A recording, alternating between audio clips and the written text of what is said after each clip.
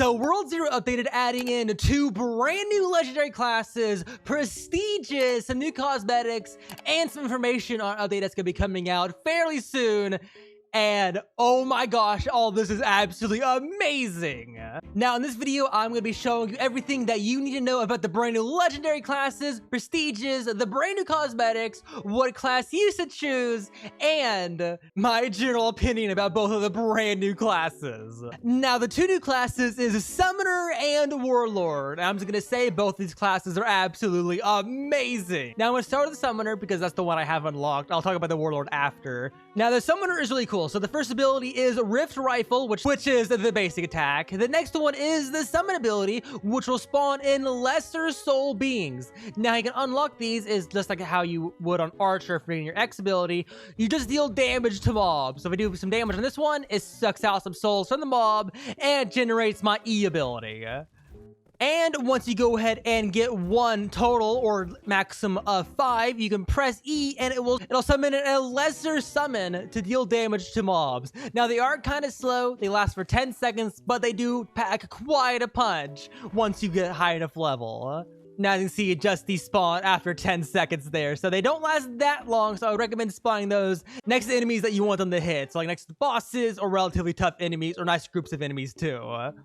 Now, the next ability we're looking at is Rift Explosion, which implodes your summon to cause harsh radial damage. Now, basically what this is whenever you spawn in summons, like if I go ahead and spawn in 5 real quick, it basically makes the summons explode and instantly die. So if I press R to activate the ability, they're all going to glow white, and they explode, killing everything in the area. So as you can see, we instantly killed the giant castle knight. Now, it does take roughly like 2 or 3 seconds for the ability to activate and fully execute, but do keep in mind that if there's no enemies nearby, or they end up running out of the 10-second timer, they will not explode, at least right now. Some of this stuff might be fixed, because it is a brand new update.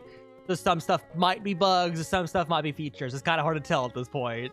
Now, one way I'd recommend using that ability, if you can get it to work, is right before your summons despawn after 10 seconds. So like roughly like 6 or 7 seconds into the summon time, you can count yourself. You activate the ability, and right before they disappear, you should have them explode and they'll do extra damage. Now, that's up to you if you want to either have them do the melee damage and get that damage instead, or if you want them to explode, because while the ability is activated for those 3 seconds, they will not deal any damage. So do keep that in mind. Now, the next ability is Soul Harvest. Now, this is your main attack that you can kind of use other than your main clicking. And what it does is it shoots out an orb, dealing constant tick damage. So, of course, it shoots a little beam that does some damage, but this orb does tick damage over time, and quite a bit of damage if I say so myself. Now, something cool this ability does is if you use it on a mob that doesn't die right away, it'll continuously shoot out souls of the mob that's inside of it. So this is a really good way to generate lots of souls really quickly to spawn in even more summons, and I'm pretty sure they even give even more than normal souls for killing. But also, if you look at the very end of the ability, there's a slow black orb that spawns. I'll back away so it has some time to get towards me. You can see it spawns a little black orb, which also gives me even more souls to use to spawn in even more lesser summons. So overall, a really good ability if you want to get souls really quickly, but also just overall a really powerful attack on its own. So you have to worry about just having your summons deal damage for you. And for the last ability, and probably the coolest, you have the Super Summon, which summons in a greater soul being with a longer lifespan and greater attack. This thing is really powerful. This thing can 1v1 bosses and deal about like a quarter to half of their health on its own. And has a lot of health too as of right now, so it probably will, so there's a very low chance of actually dying to the boss unless it has like a really good ability, kind of like the fire attack that the Cerberusers do. Now if I go ahead and spawn in this ability onto a castle knight, let me go ahead and spawn this in right now. You can see that first of all, it looks really freaking cool, as you can see. And let me go ahead and have it aggro towards the castle knight. And if you look how much damage it's dealing, that is a ton of damage, and it's barely losing any health whatsoever. Now, it does spawn in 10 levels higher than your current level, so whatever level you are, plus 10 is going to be the greater summon level. So if you're level 100, it should spawn in level 110. I hope. I haven't confirmed that, but every other level that works. If you're level 50, it spawns in level 60. If you're level 10, it spawns in a level 20, for example. But that is a ton of damage. It doesn't last that long, though. I think it lasts roughly like 15, 20 seconds. Might last a little bit longer. I haven't counted it exactly. It doesn't tell you. But overall, that is just a really useful ability. I'd recommend using that exclusively until you get used to how fast they regenerate on bosses and mini bosses inside of dungeons. Like, I wouldn't spawn that on, like, golems, for example. I would just use lesser summons because they do enough damage on their own, to be honest. But, you know, as soon as you get used to the cooldowns on how fast you can generate the X by, like, attacking and just the overall basic generation of it, it's entirely up to you to when you want to use it. But it's definitely one of the most unique classes in the game, and if you want a new playstyle, you're kind of tired of all the other playstyles, this is definitely a class I would recommend playing. Now, the next class we're talking about is the Warlord. Now, this is the other prestige class, and I'm just gonna say this class is also very, very powerful. I can't show you the class myself, but they did post videos on all the abilities, so I can show those off to you, but I can't, like, give any cool tips because I haven't played it yet. We have the Warlord's Rage, which is the primary attack, nothing too special. We have the Shockwave ability, which drive your axe up 3 times into the ground. Third hit deals double damage, so lots of damage potential on that third hit. Now, here's the animation. It looks really cool. I love how this attack looks. It is very powerful, lots of damage capability, and overall super useful. Now, our next ability is Counter Block. Now, this is very similar to the Paladin's ability, called Block. Now, the only difference is, instead of blocking 80% of damage, it blocks 90% of damage, which is a huge increase. That's a big increase right there. It also inflicts shock in a radial pulse, which will stun, prevent enemies from moving too fast, and also deal damage to them. So it's very powerful instead of just reflecting damage that the block does. A very useful ability. If you're already a Paladin player, you're not going to have that hard time of using that ability. Now, the next ability is Chains of War, which summons in a giant version of your shield and inflict massive damage. Oh my gosh, this is a really cool looking ability. I'm not going to lie. And the coolest part is it uses the shield you have equipped. So if you have a zero shield equipped, it uses the zero shield model for the attack, which is really cool. I love how they did that. Now, for the final attack, which is the X ability, is Yggdrasil. I'm probably saying his name wrong. I'm very sorry if I am. But you can summon Yggdrasil, which will reel in and shock your enemies. Now, this is a very powerful ability that summons chains out of the giant Yggdrasil tree, which kind of looks like a giant blue glowing mushroom, to be honest. And deals shock damage, which is just like the block ability. Deals damage and slows down the enemies, which is very powerful, really great for crowd control, and overall just a very powerful ability that I'm very excited to use eventually. And overall, just from the descriptions and the animations I've seen, Warlord looks like a top tier class also, with a ton of damage potential, and probably is going to be one of the best classes in the game. Honestly, it probably should be, considering how hard it is to get, to be honest.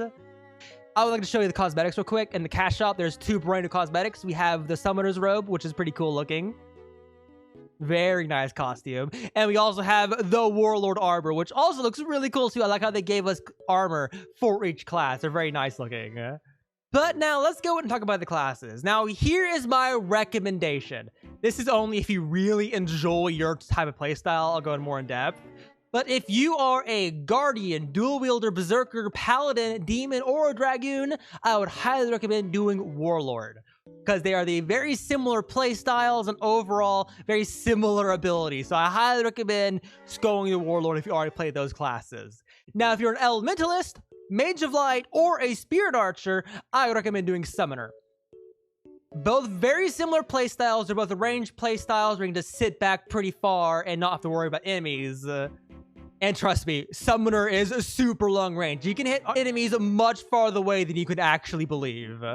I think it's farther than the Spirit Archer too. But if you really enjoy the classes you're currently playing, I would follow the guide I just said. I would recommend playing both eventually though, because some of the perks you get for prestiging, which I'll talk about in a moment, is really good. You definitely want to do it if you have the chance. But overall, I would say that if you want a brand new experience, you want to do a class that you've never played before, play Summoner. Summoner is, not gonna lie, probably the most unique class out of all the classes. The ability to summon in minions to fight for you, no other class is anything like this, of course. So if you're kind of tired of all the other abilities and you want to try something new, I'd recommend doing Summoner first. Otherwise, do Warlord. Warlord's fun. It's just like most of the other classes in the game.